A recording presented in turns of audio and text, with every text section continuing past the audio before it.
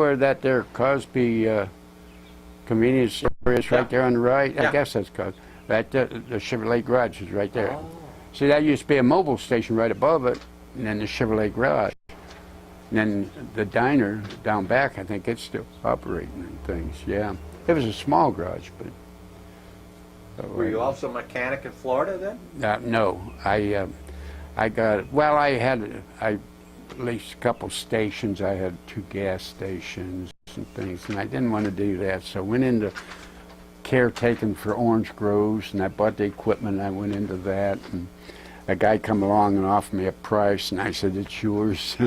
So then I went into trucking, and I had bought 2 trucks, and then I was running to Pittsburgh all the time. And I said, hell, I went to Florida to get out of the cold weather. So I come to Pittsburgh. So, but I made a good living with them trucks, so I stayed, and then I got where I leased to a company out of Lake Alfred, and I worked 17 years for them, pulled for them. I didn't jump around. It was a family-owned company, but it made good money. And all I had to do was keep my tractor up. They paid my insurance. I bought my own license plate, but I had to buy bobtail insurance, which was only like $20 a month. But it made good living with that truck. And anytime you brought $2,500 a week home, well, you were doing well, weren't you? Yeah, you make wow. Money. Everybody says you can't make no money in Florida, but I did. So and then I bought property down there, and I sold. But I sold. I had 3 commercial lots. I sold them myself. I didn't use no realtor. So I was a realtor. So I saved money there. But I done all right. So good for you. Yeah. I'm looking at a list here, Ted, and it says there was a car number 6 from a guy from Westfield who drove at Stateline Speedway in 1957 named Ted Hauser. Right. And he drove at Stateline through 1959 and also had a car number 60. That sound about like you? Well, I had a car, it was a Ford, believe it or not, and I'm a GM man.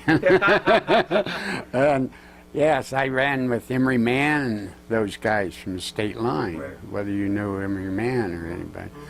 But yeah, we went to even up to Syracuse State Fair, and we ran. And I started 14th, and I passed Emery Mann and all them, and then my engine let go. Oh my gosh. I was up to 4th then. What year was that, Ted? You went to Syracuse?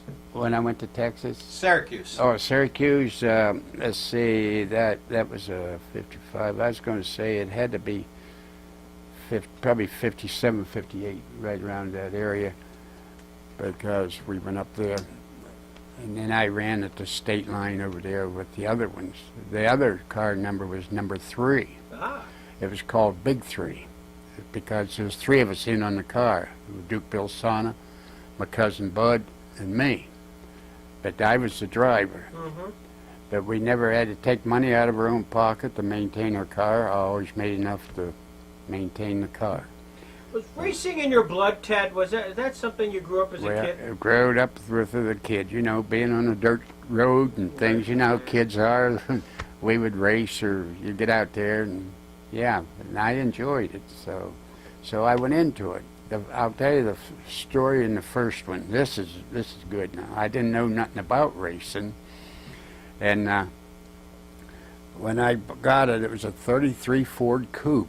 I bought it, so right over there on Portage, right here across the bridge. What's that first street? Right there. Ford. Okay.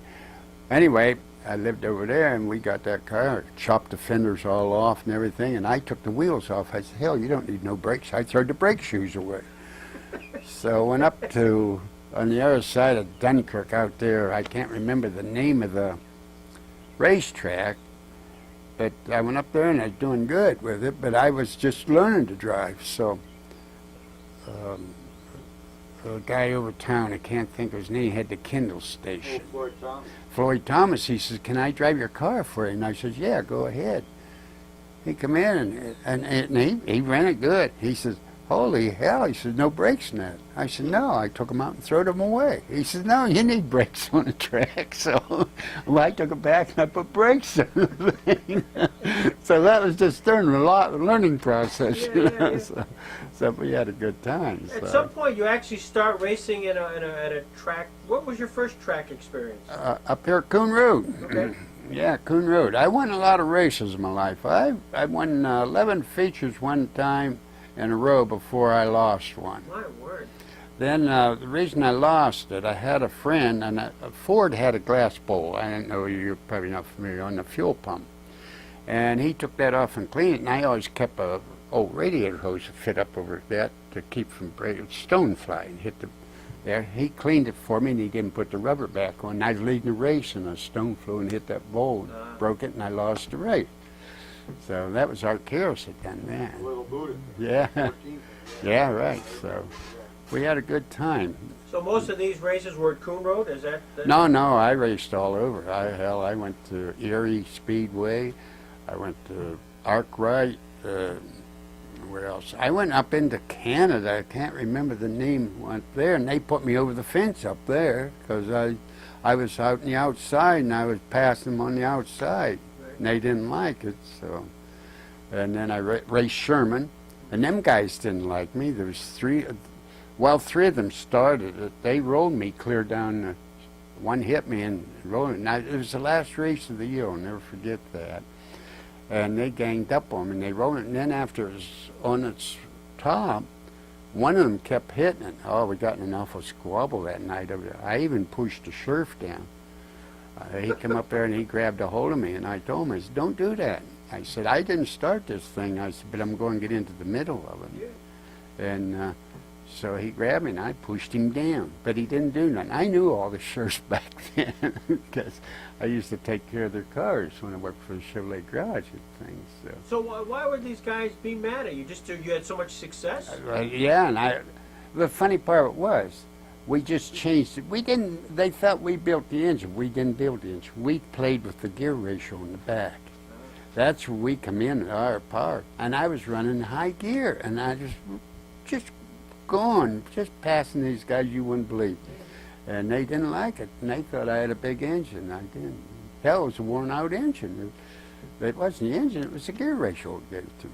Now, we would know these cars now as sort of jalopies, wouldn't we? Yeah, right, yeah. That's what this first one we started was, well, I said a 33 Ford Coupe. Then we got a 36 Ford Coupe, and I ran that car till I ran it in Sherman. I ran that car 3 years till they ganged up on me and they ruined it for me. So then I bought another little 32 Ford, and I built that, and I won a lot of races with that. When would you have started? What was your first year? Do you remember what year that would have been? My first year, let me see, I'd have to go back and think here. It's probably in 55, right around that area. So I used to run against Dick Gilbert. I outrun Dick down to Arkwright. I had a little more car than he did, but the way we was running, I guess you could say I didn't hit nobody, but I drove a little bit like Earnhardt. When I would come up, every time I'd come up to go by him, I'd float out to the outside. I was going to pass him in the out, and he kept blocking me. So I waited. This one time I came around there, and I stayed on the inside, and he thought I was going to stay, I stayed in the inside, and he thought I was going to go to the outside. I stayed in the inside, and I got up beside him, and that's how I got by him. Yeah. So, yeah. So I had a good time racing. At some point, you decide you might want to try your hand at late model. Yes, when that guy at the Ripley, his name was French, he owned a truck stop at that time, right there at the state line. There used to be a truck stop. And Hooky Mason, a friend of mine, and Art Karras knowed him a little better than I did, and he put Tom Deal in the car. We went to Daytona because I went every year, and they told me, he said, put Ted in that car. And I would have loved to got into that car because the race in Daytona would be something just to even go around the track. Right.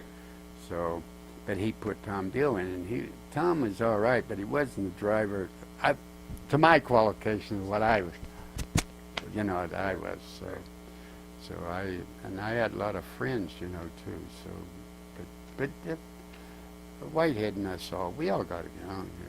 And I raced against Handsome Boys, and I raced against, like I say, Emery Man. I can't think of. Raced against Johnny Ditch in our race. Is what now? Johnny Ditch in our race. Johnny Ditch, yeah, I ran against him. And, oh God, there's a lot of old guys. But you know, being my age, you forget a lot too, being away. But I had a good time doing it. At some point, you end up at Stateline Speedway. What was the reputation of Stateline when you started up there in 1957? Well, it was a good track, and they had favorites over there, though. There. So I was, I forget who the two guys were now, but I passed them all. They put me in the rear. I'd always start in the rear. And I got by everybody, and I was leading the race. Well, there was an accident, and he stopped it.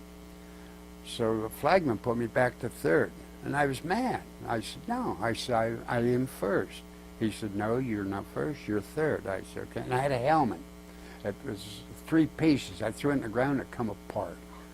And they were restarting the race. So here I am going around the track, putting my helmet all together so I can get it back on.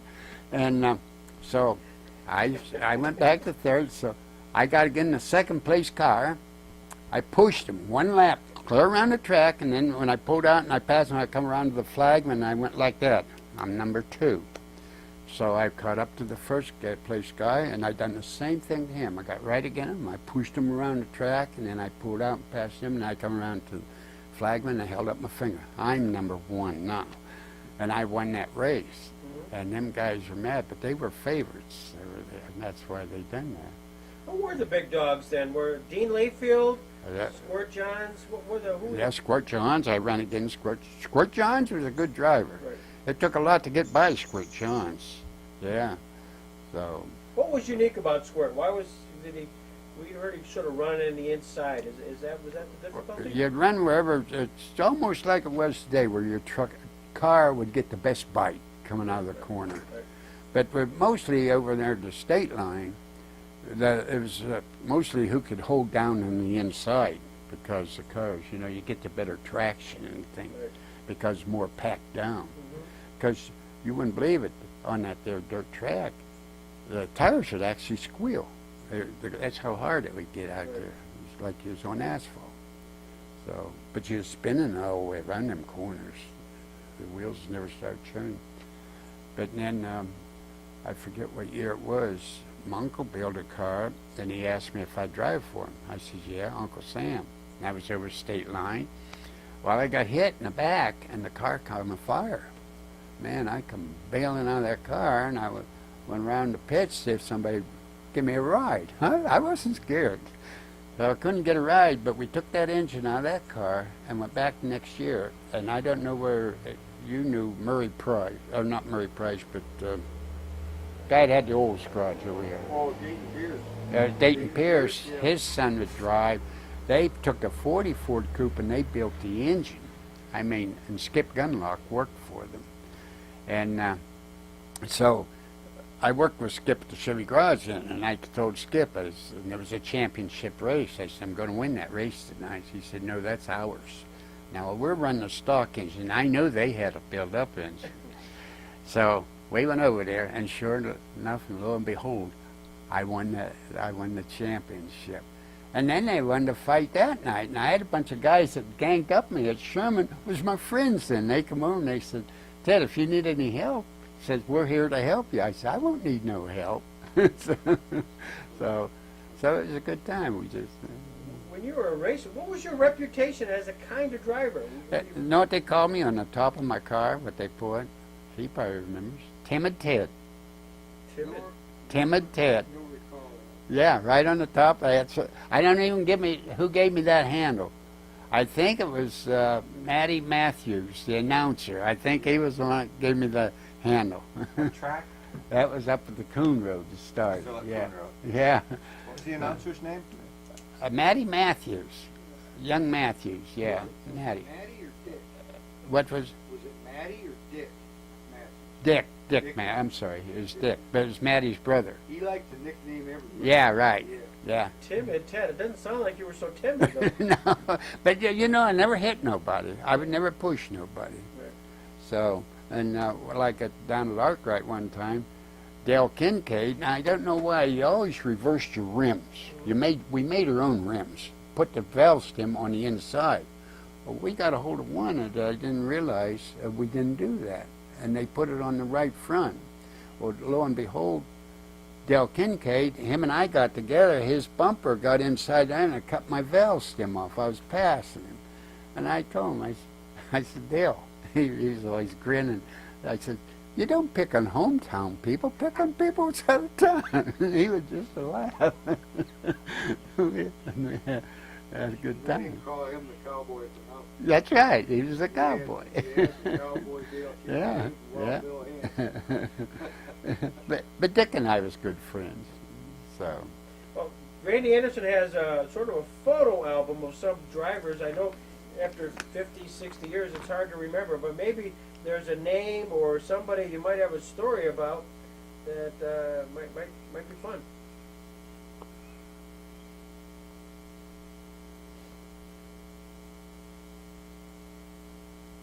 John Seeley there, I remember him.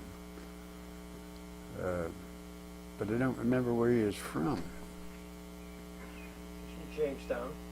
I was going to say, that's why probably at the Stateline Speedway. Right. Yeah. These are all state line drivers. Yeah, right. So Around I remember him. 1961 or 2.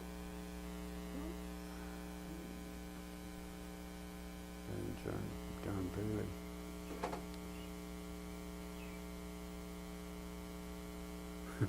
I don't remember that guy with the beard, Phil Jackson.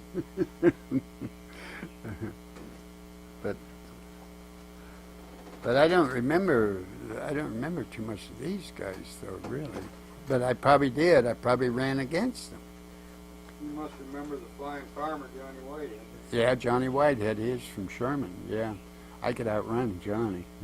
I think he was the one that helped gang up on me that night over there. So, yeah, I think he was one of them. But it turned out to be friends afterwards, you know. So it was just one of those things. You get hot when you're out there and you're running, but Why number 6? Was there a reason for your number? no, I think that was the number that was on the car when I bought it. Right. And I bought that car off a guy, I can't think of his name, in Brockton that built the car. It was a Ford. It's a 1955. And the speedometer you're talking about, when we went to Syracuse, the speedometer worked. And that thing, it went to 100, 120.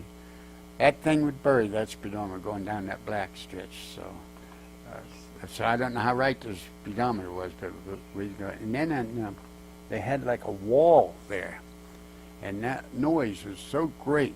Right. We didn't wear earplugs or nothing back then. That's probably why I'm hard of hearing, and it just like it pounded. But there, you're moving on. You wasn't wasting no time at all. So. As you drove a lot of years, and some of it late model, who was your toughest guy? Who was the driver that you said, gosh, I just... Every man was a tough guy to Was get by. He was a tough guy. He was one of the top drivers. And Johns, he was another top driver. Right. So, and we had like Whitehead was right up in there. Dick Gilbert was always up in there. They were.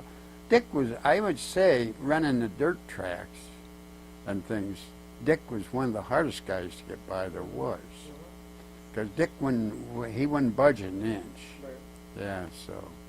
But he was a good driver. He ran late model. After I left, he built a late model. So you went in your transition, you went from having great success with jalopies, then you drove late models for a couple of years in 57, 59, 59. Right. Was there, did you have much success in the late model world? Couldn't keep the engine together. I don't know why. We just couldn't keep that engine together. We had the engine, but it just wouldn't stay together. It wasn't the top end it went; it was the bottom end it always went. Right. But it was a Turnpike Cruiser engine. That thing is what it was. was 300, back then I think, if I remember right, it's 312 cubic inch. And that was pretty good size back then. So, Did you also race down in Erie late model? Did you?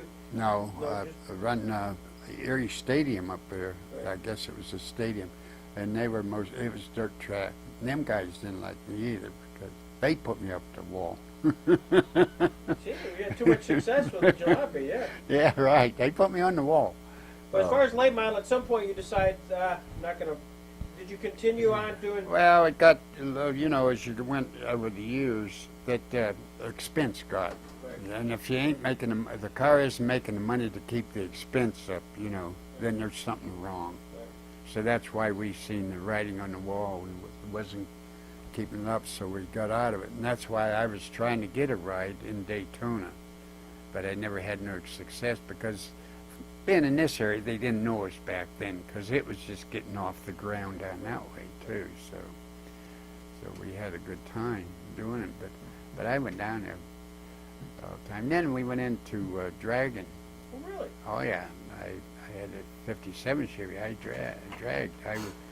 I went 13 times and brought home 12 trophies so, back then, and that was down at Wattsburg. Mm-hmm. Me and a guy, I can't think of the guy's name, had a Pontiac convertible. We run 3 dead heats.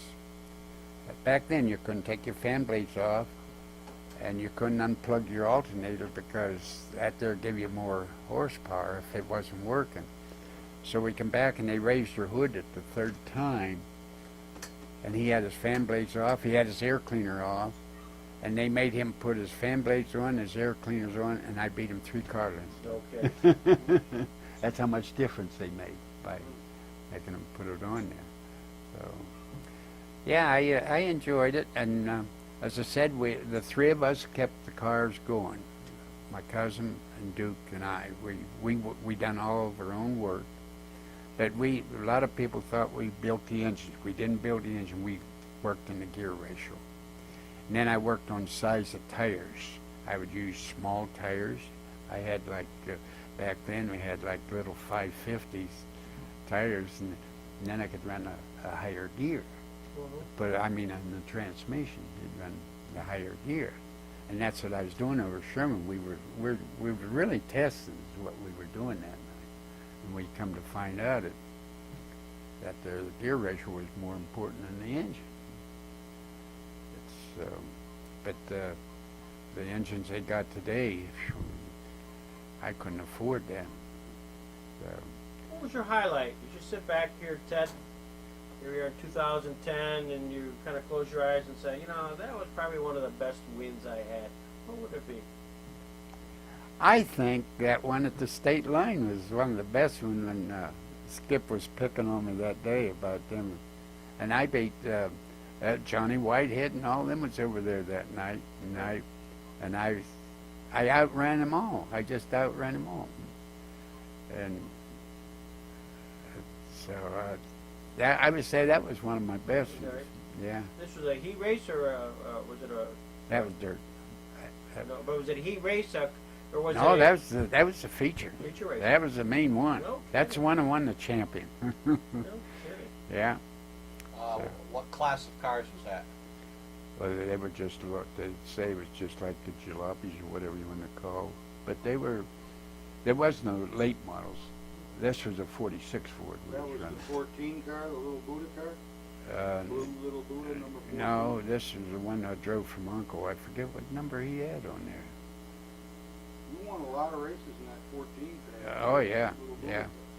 Then I had an uncle ran too, Jim. He had his car was number 8. Jim Wally's dad, yeah. Yeah, right. So, but I'd outrun him. He liked to fight more than he did race. So, where you guys at? We're in the Jamestown area. Oh, Jamestown? Yeah, Lakewood. Yeah, Lakewood, yeah. My wife has relatives over there. Yeah, this trains, you get these trains going here.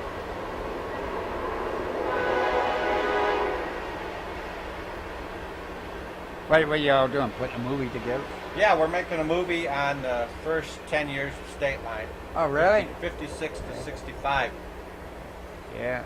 So, but I really enjoyed Stateline. I really did. It was a nice track. It was a nice track. I threw a wheel over there one time. You know, it had a brand new tire. I don't know. It pulled through, and I could never find that wheel or the tire. In fact, it passed me. You must have raced sportsman cars at Stateline too, then, right? No, I didn't never run. Never raced those sportsman cars? No, I always wanted to give it a whirl, but I didn't run the sportsman. But I should have built a Chevrolet back in '55 because I was a GM guy and I could have got all the parts right from GM. What year did you stop racing, Ted? Let's see, probably 60 or 61. Okay. I quit running. Okay. And that because I moved to Florida in '69. Okay, so you started in 55 and you went to about 60 or 61. Yeah, right, somewhere around that area. Were there guys in the area like Don Strain? Don Kenny Strain, C, yeah. Those guys. Did you sort of follow them or? Yeah, right. I would, if I had any questions, I would go ask Don Strain if I wanted to know something, and he was a good guy. Right. He was one of the type of guys that wouldn't walk away from you. He would take time to explain it to Right. you. So, and I enjoyed that. So, but yeah, and as I say, but a lot of it I gathered myself. You know, just like mechanical work. I was a pretty good mechanic. So, and I built my own engines. We had one engine built, and that was by Ted Kessler in Buffalo. And I liked the way he built it. He built it, and then he ran it in with cold. He had water going through it, and he had another engine turning. Right. So when they'd run cold water through it, and that's what they called cold. And that engine, it would run. Yeah. God. The only thing, when I first put it together, I'd run about 7 laps, and then it would break down. And well, I took it there, and they put it on a dyno. They checked it out. They couldn't never figure it out. So my buddy Art Harris was up there one day at Arkwright, and I said, Art, you got any old plugs in your car or anything? He said, I just took out a set of ACs. They look pretty good. He said, I said, get them out. We got them out, and would you lo and behold, if we put them plugs in there, and that straightened that car out, and it never missed, and I ran them plugs all the rest of the year. No kidding. Yeah. And it would run once I got it tuned in. But I even took it to Erie up there to, I forget what the name, Higginlocker or something like that, where they put it on a dyno, and they couldn't believe the torque it had. Yeah. Yeah, because it wanted to jump out of the rollers. So, but that was the only engine I ever built. I mean, I had it built. So, but we built our own. Back then, them old flatheads, they weren't hard to work on. So Ted, we close your eyes now and you say, reflecting, and then you want to say, Greg, the funniest thing or the strangest thing that ever happened to me or that I ever saw at a racetrack was this. And your answer to that question would be what? What was that one situation you'd say, I can't believe I just happened to, either to me or you saw out there? Well, I can't think of the young guy's name that I sold that 32 Ford Coupe to. I thought was the funniest thing, and it got away from him, and he put it over the embankment. Well, I didn't see the car when they took it out, and he come down. I had the Sunoco station over here then, and he come down. He said, Ted, he says, I think you could straighten my car out. He says, if I bring it down, will you look at it? I said, yeah, I'll look at it. He brought it down, and I looked at that car, and it was bent down. It was bent sideways and everything. And I said, the best thing you can do is Little Joe's around the corner down there. I said, you take it down to Little Joe's. So that was one instance. Yeah, you yeah, know. yeah. And another instance was, well, when they rolled me in Sherman there. You know, I think back. How did that actually happen? Explain that in a little more detail. Well, like I say, was out there, was the last race of the year, and we were experimenting with the rear end. And we changed the gear ratio, and we went over there, and I was running smaller tires. And I was running third gear. And I was going by them all. I wasn't just gradual going by them, I was flying by them. Well, they waited on me till I came around, and one hit me and got me sideways. And when he did, two more jumped in, and they rolled me. They rolled me the whole, I don't know whether you was there. No, I don't remember. But they rolled me clear down the straightaway, and then after the car settled down and stopped, one kept backing up and hitting it. Oh my God. So, and that's when I come alive out of there mad. But it did hurt my back. I didn't know it till the next day, because I was so darn mad. When you're mad. Why do you think they did that? Because I was out running them, and they didn't like that. Yeah. Yeah. Did you race a lot at Sherman? Yeah, I run about every time they'd have one over there. But we race at Coon Road. I'd race about 5 nights a week, My God. different tracks. Yeah. Yeah. So I can't think of. I wish I could think of the name of the track it was out. You went to Fredonia and you went out toward the right and went away out there. That was Arkwright, wasn't It was what? it?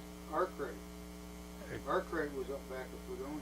Okay, that's where I started from. Turned at the bowling alley, remember? Right. Okay, that's right. Yeah. So Sunday afternoons. we used Yeah. to go up Sunday afternoon. And you ate a lot of dust when you was out there running back. But you had windshields in the car. You was allowed to run the windshields. You didn't have to put that screen on there. But you still ate a lot of dust. You know, one way I remember that deal at Arkwright, you pull in a brand new, well, not brand new, but a late model 57 Chevy convertible. I could see you from across the track. I mean, the stand. I could see you, that Robin's Egg blue 57 Chevy. Yeah. Put his coveralls on, he'd jump in the racer, go race. Get done, he'd take his coveralls back off, get his convertible driveway. I remember. Yeah. And then when we pulled that truck, I had a little black 57 Chevy pickup with the V8 in it. I pulled the race car with it, and I had 2 exhausts, chrome exhausts up the back, and at night, going about 65, 70, pulling that race car down the road, the blue flames coming out of the pipe. What was that again? So you're towing the car, I'm towing the car, right? and in fact, I think it was Buddha or somebody. He wore glasses. I can't remember what his name was. He says, "Can I ride with you?" I said, "You have to ride in the bed of the truck, or you can ride in the race car." He said, "I'd like to ride the race car," and I'm pulling this thing. Yeah. And I ran 65, 70 mile an hour, and then these pipes come up and they were kind of tilted back, and at that speed, the blue flames is coming out the exhaust about that far, and you could see the reflection of his glasses in the mirror. I look in the mirror and I could see. When we did get home, he says, "I don't want to ride there no more." I said, "I told you to ride the back."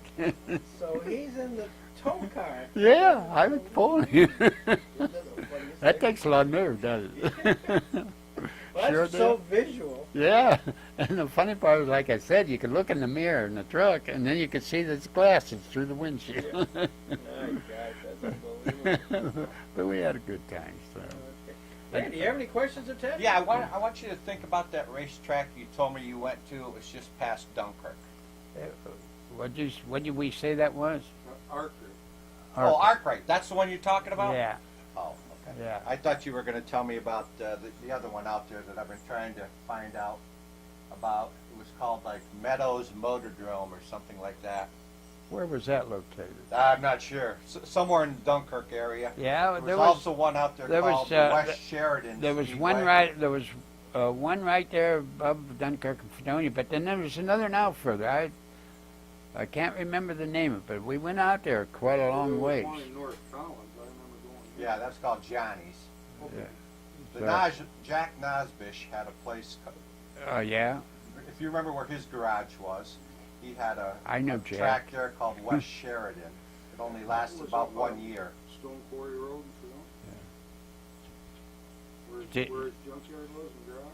Yeah, the same road, Bill. Just it would be back toward Route 60. Yeah, Did you Stone did you Quarry Road. did you know Nosby? Yes, I do. Did you know Doug? Doug? Yeah. No. The youngest one? No, He's I in did- Florida. He's in DeLand, Florida. He bought right there off I-4. He started a junkyard. Well, it's right on the interstate Yeah. in 44. Well, the people didn't like that, so they bought him out. So he went uptown and he bought this old orange factory. He's big now. He ships trucks and things overseas and everything. This is Jack's brother? Yeah. Yeah, Doug. Okay, I don't know him. He's I know always Jack grinning. and Jack's You'd know him boys. if you've seen him. He's always grinning. He always has that little funny grin on his face. Yeah. And he didn't have it. He worked for Gordy Edwards years ago. Gordy had a mobile station in Fredonia, right there. Well, I think it's a Cosby station now. And Doug worked for him, and he didn't have enough money to. His folks had no money or nothing. They had no place to stay. So Gordy said he slept in the boiler room. Yeah, at that station. So this is how we grew up. Yeah. Yeah, I came from a poor family. I mean poor. We didn't think we was. We made our own toys and things, you know. So, grew up the hard way. Did you ask Ted about Leonard or Leonard, Jerry or those guys? The owners of Stateline, when you were driving there, were Leonard Briggs, yeah, I remember him, but I don't remember that well. But Jerry Frank, or Jerry Frank. Don Frank. Jerry would come out and talk quite a bit. Would he? Yeah, but I can't remember the other one. But one seemed like he had more say than the other. Jerry. Leonard. Oh, Leonard, yeah. Leonard would be the... Yeah. But if they had anything to say, I always wanted to get to the top guy. I didn't want the middle man. I wanted to go to the top man. Do you remember Jim Scott? Yeah, I remember Jim Scott, but it's been a long time. I'm not real familiar. I can't remember what he drove. I believe Well, at the time you were racing late models, he was probably like in a 57 Chevy or something I was like gonna that. say, I But believe he it bought was a car from Emery. Yeah, Emery Mann. Yeah. Yeah, Emery Mann drove Chevrolet. Yeah. Yeah. I saw Jim Saturday night, and I told him we were going to come and see you, and he said, well, you tell Ted I said hello. Yeah. He remembers you. Does he? Mhm. Yeah. Yeah. So, but I was always the type of guy when I was running. A lot of guys drive with cars just right in front of them. I was glancing the next turns. I was always. That's why I guess that's what made my success. Because I was looking ahead. And if I seen an accident, I knew what to do right then. So I respond to that. So. Do you remember Freddie Knapp? Yeah, oh yeah, I remember. Tell us about Freddie. Oh, Fred was a good guy. He was a good guy. And Fred he would help you if he could. Yeah, Freddie Knapp was a good guy. He was a good driver too. Real good driver. He was one of the top drivers. Yeah, Freddie. Is he still around? Freddie is dead. Is he? He died, huh? So, I know a lot of my friends died a lot younger than I was. Must have been all that clean living you had there, Ted. I don't know what it was. That's why you were timid, Ted, right? Somehow I don't think that was the case, right? I don't think my dad and mom wanted me up there yet with them. You briefly mentioned Floyd Thomas a minute Yes. ago. Here's a picture of Floyd. Yeah, that's What Floyd. can you tell us about Floyd? Floyd used to have a Kendall station right over here. Used to right over town here. It used to be called Kendall, right there on the corner. And I think maybe he's the one that really got me started in the racing because he always ran, and I would always stop in there and talk to him. And I think that's where I really got the idea of going into racing. Yeah, he was a good guy. He died at a young age. He died at a young age. Yeah, he did. He had a cancer, I believe. I don't know. I think it was cancer, yeah. And Nundy was related to him. He was. Yeah. He was married, I forget what day, Mary's sister. What was Nundy's first name? Ted? My father was Lloyd. Lloyd. And yeah, and Tom. Tom had, Tom yeah, so, was Floyd's nephew. yeah, but Okay. I Tom forget raced up there a little bit. Yeah, But I forget how they were related, though. They were related. But they were all good guys. They really were. All these guys in these areas. Everybody. I knew I could walk. When I lived here, like in Sherman and Mayville, Westfield, I could almost walk down the street and call everybody by name. You know, the towns being so small and things. So, yeah, we used to go over to Reed's cell barn over there.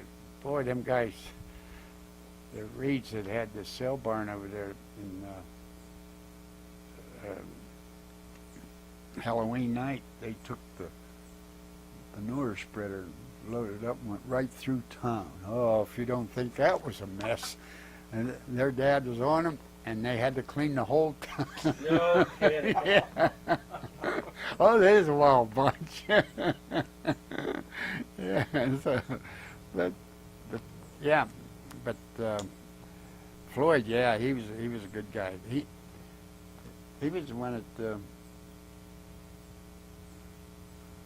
got me started in racing. So, Ted, at one time there were lots of racetracks in Chautauqua County. oh yeah, God, more. All the little towns had racetracks. That's like I said, we used to run like 5 nights a week. If your car wasn't broke down, we used to run 5 nights a week. Could you make any money at it? Well, we made enough to maintain our car. We didn't get rich or nothing, but we made enough to, we didn't have to take it out of our working pay. What's your theory on why all these racetracks disappeared? Well, I think as people growed up and things, they found other sports and things to do, or something like that. That's why they went by the wayside. So, I always thought Coon Road was a good little racetrack. I would have liked to seen that develop more than I did Lake Erie, or Erie Speedway, because it had the gathering from Westfield, Jamestown, Dunkirk, and all around.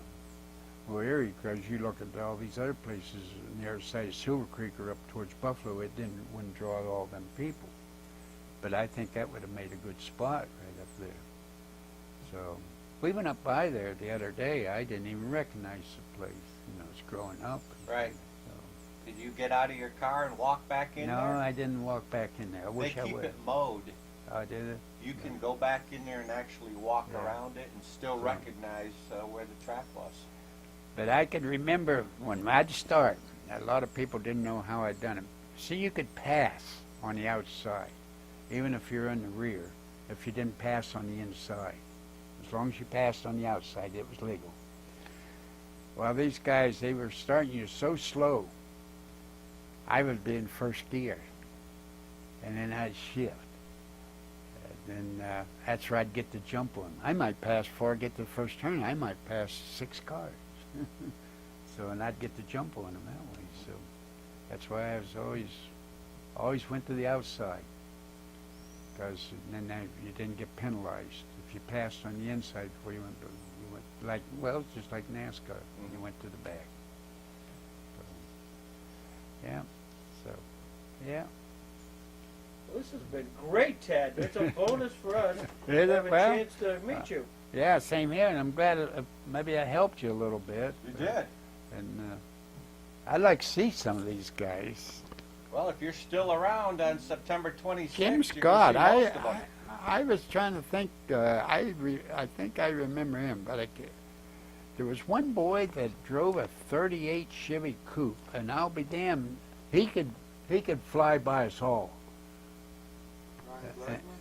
I can't think what his name was, but And what tracks are you talking about? any track he went to, Blackmer had a 38 Chevy. I think that and he ran, and I think it wasn't a Chevy engine. I never went and looked at his car.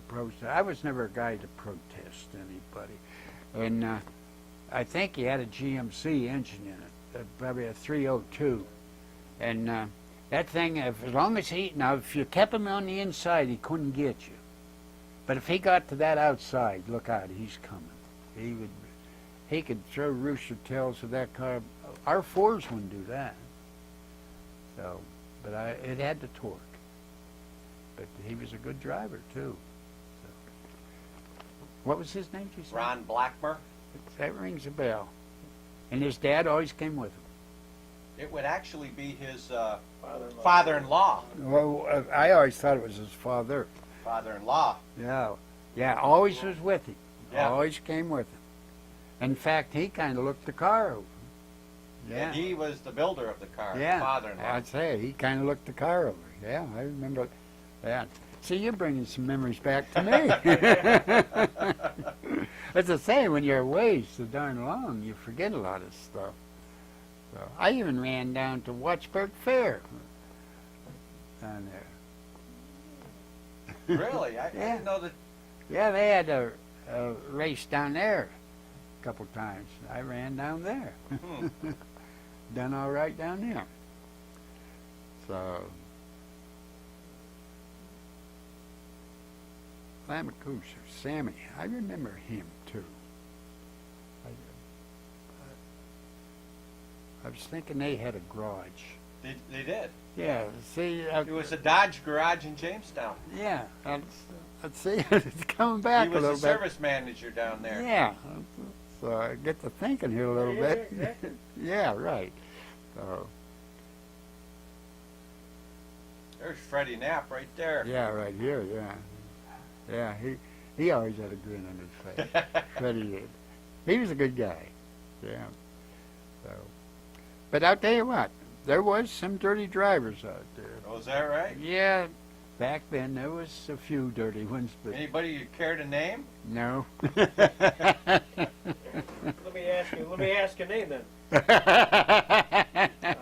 We keep hearing the name Tom Dill. Is that would he be on your list? He was.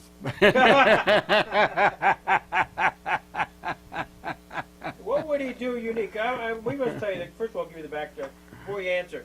We've asked everybody about the driver you would least want to have on your tail if you're on the final lap of the final race.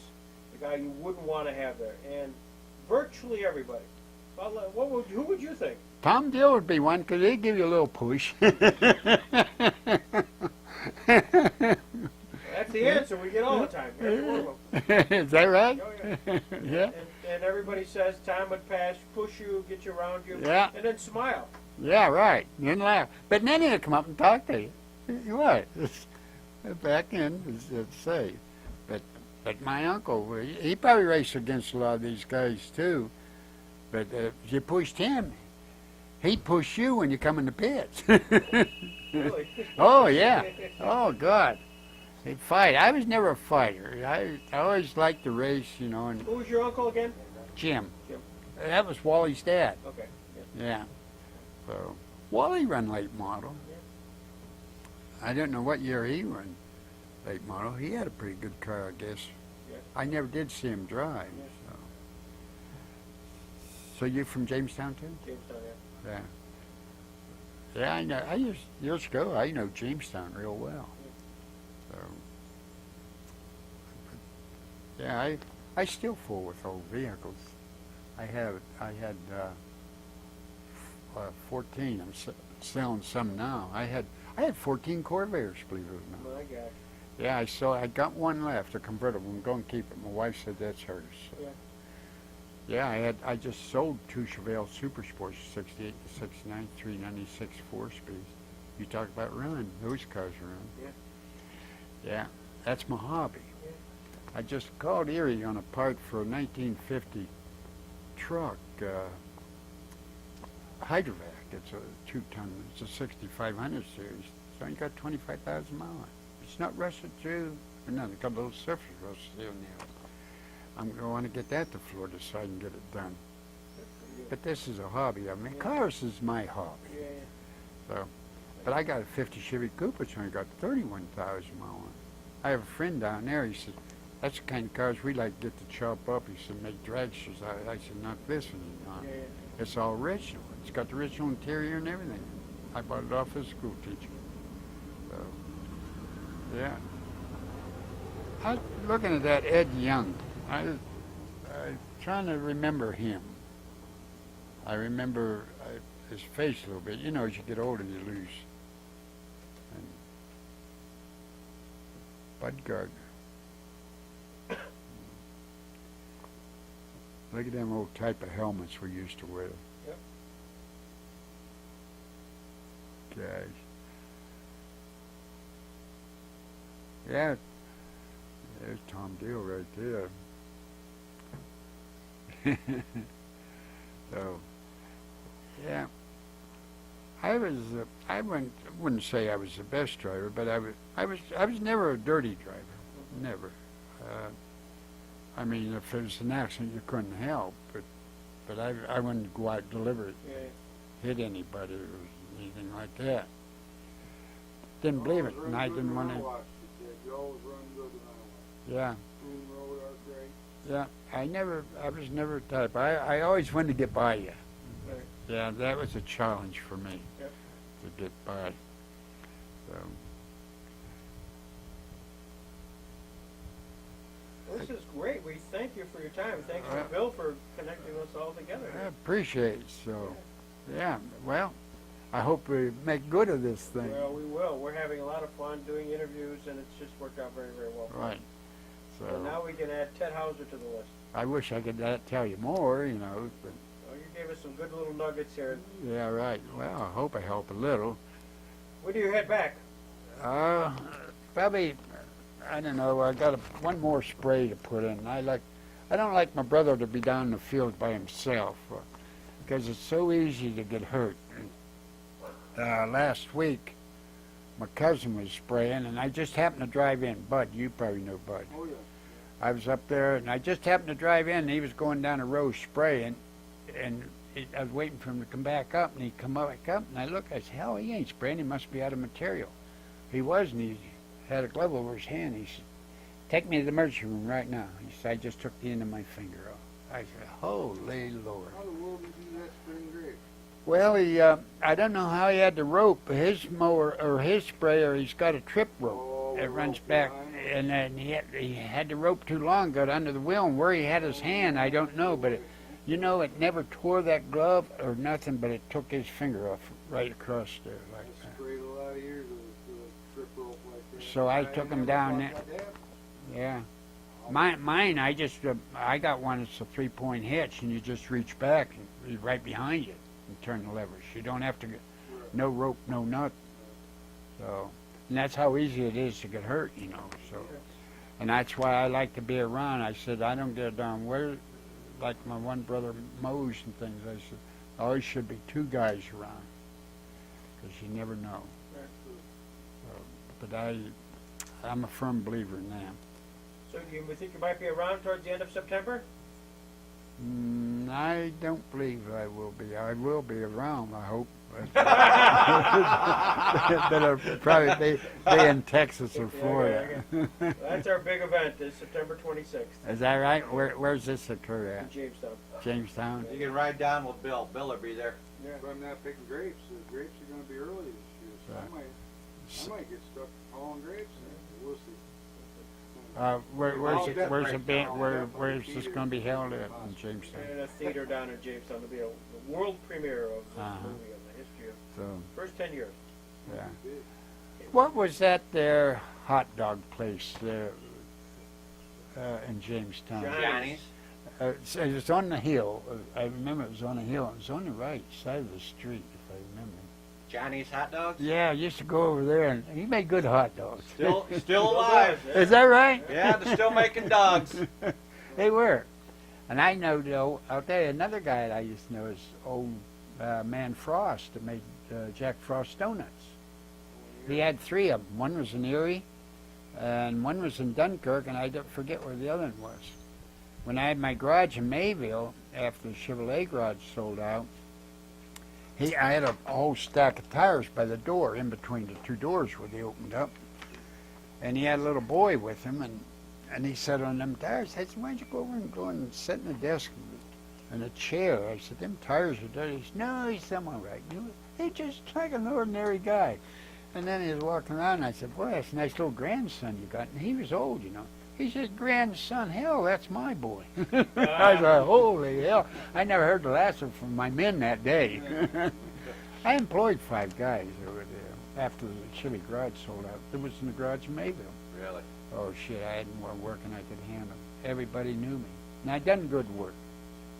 I told my men, I don't care if it took a half hour longer to do the job. Do it right, and you don't get it to come back. So that's what type of guy. Where was your garage? Well, you know, we're right, well, it's at the courthouse. When you go down, you make a left right at the light, go down the foot of the hill, and it's right there. It was in APA Parts House. Ted Hansen had it. And I rented off Ted Hansen. I had a good-sized garage, and that lot was full of cars out there always. They had to wait in line to get their cars done. I'm not bragging on, but that's how much business I had. But if I could have taken the cold weather, I would have never left, because I was making money hand over fist. And the first job I ever done, this is the God's truth, there was a girl in the bank. Never knew her. Ted Hansen got me the job. Had to clean the carburetor. Charged it. Well, no, she could charge it till payday. First job, I'll never forget that. And Ted knew her. And he was out there, and he said, "Go ahead, Ted. If she don't pay, I will." So, but she turned out to be one of the best customers I had. But that's how things happen. Let's talk about this race. Go ahead. The race started, so we come around, and I come out at 2, and I passed 4 or 5 cars I know you, I told these guys about it. going down the back straightaway. I know you did. Yes, And I sir. backed off to go in the turn, and the throttle was stuck, and I went straight into the Oh, wall. it's throttle stuff, okay. And I hit so hard, it's a wonder I didn't get knocked out or I know something. you hit hard. But the cars are still coming, so I went out over the wall, Oh. and everybody's looking for me, and they couldn't find me. So I was sitting there talking to somebody. They finally come out and caught me. I'll be darned. Yeah. I can remember. Did you get hurt? I mean, was it? No, that's the time I got all bruised down through here from the Yeah. shoulders. That car started a little fire though, remember? It Oh, yeah. started to smoke and burn a little bit. Yeah. But I remember you passing those cars because I said to my dad, I said, "My God, look at this girl." And he was. I passed either 4 or I 5 know you were. on Good cars, too. back straightaway, Good cars. and I was just flying. And then the throttle stopped. I always wondered what happened. Yeah, throttle. What'd you think? Is this the cement wall is coming right at you? Where did you hang on? Hang on. Hang on. Hello, wall. A little wall. We got her with the front end this time. That must have had a 427 in it, didn't it? That little shootout? Yeah, Yeah, I thought so. plus a little more. Tell you what. Plus a little more, a little additive. I love it. He was involved before STP. Andy Green, you had nothing. Andy Granatelli had nothing. Then And you- we honed it out and put different pistons in. I had a roller cam in it, and I had to get another plate to stick it under because it was flopping the valve springs and busting. So I got another plate stuck it under and wouldn't let them flex so much. Yeah. Oh yeah. That car was neat as a pin. It was all splatter painted inside. I remember that car. It was a beautiful race car. Yep. Were you able to run it after that, or did you jump that? Oh, Only hit the wall. I cut the front end off, Did you? put another one on. Did you? One off one of the other junkers. They hit the back one, you know, Yeah. back wall. Oh, wow.